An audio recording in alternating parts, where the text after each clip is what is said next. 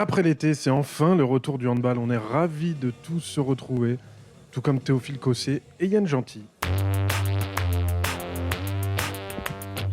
Salut à toutes et à tous et bienvenue pour ce tout premier débrief de la saison après les premières journées de Liquimoli, Star League et de Pro League. On fait le tour de tout ce qui s'est passé sur la planète handball en 5 minutes. C'est parti. Premier gros choc de la saison au Parnasse à Nîmes où l'USAM recevait son concurrent direct Chambéry. Une rencontre engagée dans une salle toujours chaude où les Nîmois se sont mis à l'heure égyptienne. Superbe match réalisé par le côté droit de l'attaque gardoise emmené par un Mohamed Sanat dans ses standards avec 6 buts et surtout son compatriote Mohab Abdelhak qui a marqué les esprits pour son tout premier match en Liquimoli Star League avec 5 buts et surtout 11 caviars délivrés à ses partenaires. Dans le but nîmois, le Slovène Jože Basnik a également bien lancé sa saison avec 14 arrêts à 33%. Quand il est heureux Jože, il s'en prend ses poteaux. Oh, de Basnik une nouvelle fois. La triplette des favoris du championnat, Paris, Montpellier et Nantes, affrontaient tous les trois des adversaires abordables et ont déroulé pour leur entrée en lice en championnat. Limoges a été écrasé par l'énorme début de match des Parisiens poussés par le cube présent en nombre. Chartres, de son côté, a donné le bâton à des Montpelliérains qui n'en attendaient pas tant en cumulant les pertes de balles. Et Nantes a fini par faire plier des Raphaélois pourtant courageux. Dans la lutte annoncée pour le maintien maintenant, on a eu le droit à un vrai match serré entre les promus Dijonais et Ivry. Les Val-de-Marnais pensaient avoir fait le plus dur en prenant 3 buts d'avance à 1 minute 30 de la fin. Et c'était sans compter sur le retour des joueurs du DMH qui ne voulaient pas commencer cette saison sur une mauvaise note. Du côté de Toulouse, la victoire a été compliquée à se dessiner avec des Dunkerquois qui ont fait la course en tête pendant une bonne partie du match. Mais les coups de boutoir d'Erwin Feuchtmann et Ayoub Abdi ont fini par payer pour le plus grand plaisir du COP toulousain qui était présent en nombre et en pleine forme pour cette reprise du championnat. Regardez. Pour Thomas Vilches, il y avait comme un goût de vacances qui continue cette semaine avec des matchs à Saint-Raphaël et Nîmes, de quoi peaufiner ce bronzage parfait pour le commentateur phare de notre handball. Et pour nos commentateurs, justement, c'était aussi la reprise. Et ils sont en pleine bourre en ce début de saison. Direction Aix pour retrouver Lionel Eschenbrenner, qui a beaucoup apprécié les actions léchées entre Aixois et Cristolien. On écoute. Georgi Djekic qu'on avait...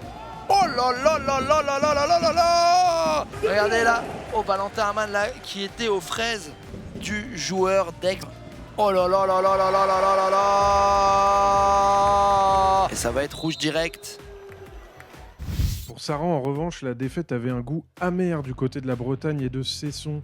Le pivot et capitaine Adrien Ramon regrette le gros passage à vide de son équipe dans le deuxième acte qui leur a coûté le match. On baisse un peu les bras, voilà, ça fait chier, ça fait vraiment chier parce que on n'est pas loin et on fait 10 minutes de merde, quoi, clairement.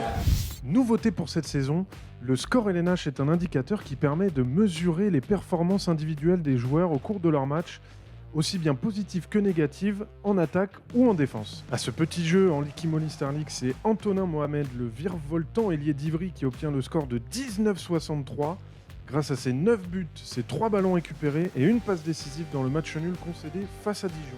Du côté des gardiens, on a déjà un Yannick Green de gala. Déjà MVP du Trophée des Champions face à Nantes, récidive face à Limoges qui n'a jamais su trouver de solution pour passer le 1m95 du gardien danois. 19 arrêts à 41%, ça c'est costaud. En Pro League, c'est Nati Camara et ses 9 buts à 100% de réussite qui obtient le meilleur score LNH avec 18 points dans la victoire de Frontignan, équipe surprise de la saison dernière, à la maison face à Valence. Côté gardien, c'est encore un Nordique qui s'est illustré.